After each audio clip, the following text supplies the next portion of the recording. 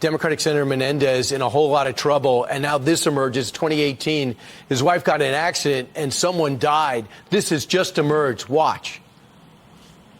And that's your statement that you were driving this way, the guy came from this way, and he ran into your vehicle. He jumped on my windshield. Yeah. Okay.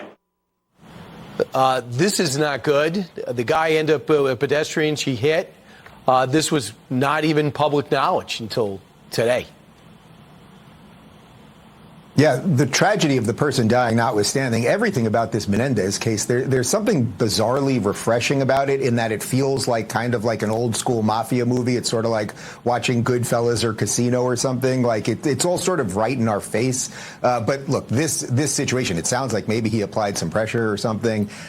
I mean, the guy's got to go, right? Like, this is another one where it's just like we are tired of politicians who use influence to get sweetheart deals when it comes to finances or get family members out of court cases and things of that nature. And enough's enough. It looks like he's done that. This one, I think, is a bridge too far, even for people that really don't like Trump. There's issues about whether he appraised his property at the right value. I mean, there are property appraisers that do that. Anyone who's ever bought a house, you don't just get to magically pick the number, right? I mean, that would be really nice if you could and just get any loan you want. But these are also loans that he paid back. The statute of limitations has passed on a bunch of this stuff. And Brian, I've been very critical of Trump over the last couple of months. I think some of his behavior related to DeSantis and COVID and things of that nature has not been great, to say the least. However, I have no problem defending him on something like this. I don't even know that he should be paying a big check. I mean, let the guy have his businesses. That you guys are going after him in the federal case and some of this and the Georgia stuff and everything else. Let the guy at least have his businesses.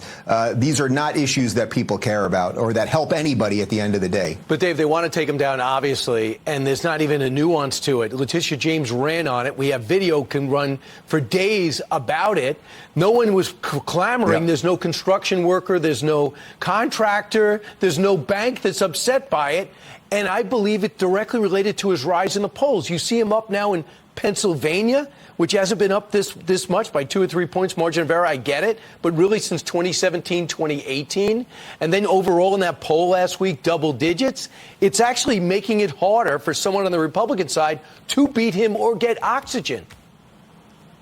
I know, it's really bizarre. It's almost as if the system which is trying to take him out with all of these charges and the media that is relentlessly obsessed with lying about him and everything else, in a weird way, they're now propping him up. If none of these cases were happening, regardless if it's the federal stuff or these personal cases related to business, if none of them are happening, he'd have to be out there more defending his record, defending everything related to COVID and the economy, and really, I think, going more head-to-head with DeSantis on a lot of this stuff. And you don't see that because he's sort of getting this artificial bump related to this. I don't know that he likes it, but you're right. There is a bump and a defense from people who maybe wouldn't have defended him otherwise. Right. DeSantis going 0 in Iowa, raised $15 million. I want to get to this.